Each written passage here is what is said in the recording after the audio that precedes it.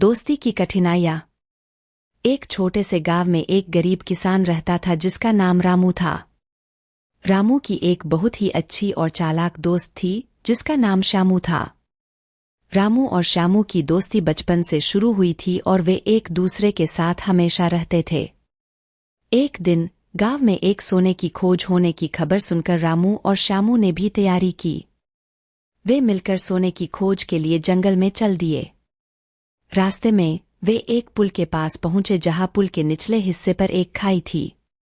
रामू और श्यामू ने सोचा कि यहां सोना मिला हो सकता है। दोनों ने तत्पश्चात खाई के नीचे देखा, लेकिन वहां सोने के सिक्के की बजाय एक भूसा मिला।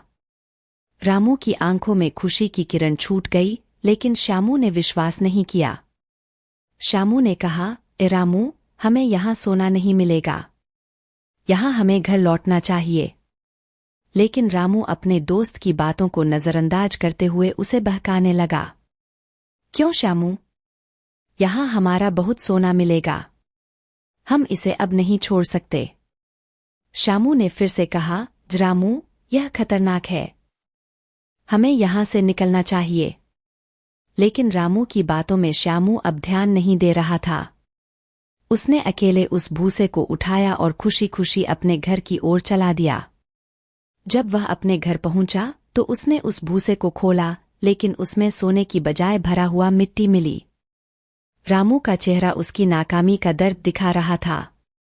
श्यामू ने मुस्कुराते हुए कहा, रामू, देखा, मैंने कहा था ना।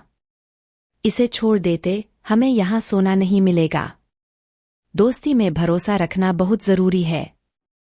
रामू ने अपनी गलती समझी और श्यामू से माफी मांगी। उसने इस घटना से यह सीखा कि दोस्तों की सलाह का महत्व होता है और हमेशा सही समय पर उसे मानना चाहिए। सीख। इस कहानी से हमें यह सीख मिलती है कि दोस्तों की सलाह को महत्वपूर्णता देनी चाहिए और हमें हमेशा सतर्क रहना चाहिए। धन की खोज में हमें बहुत सावधानी बरतनी चाहिए और हमें दोस्तों की मदद और सलाह का आभास कराना चाहिए।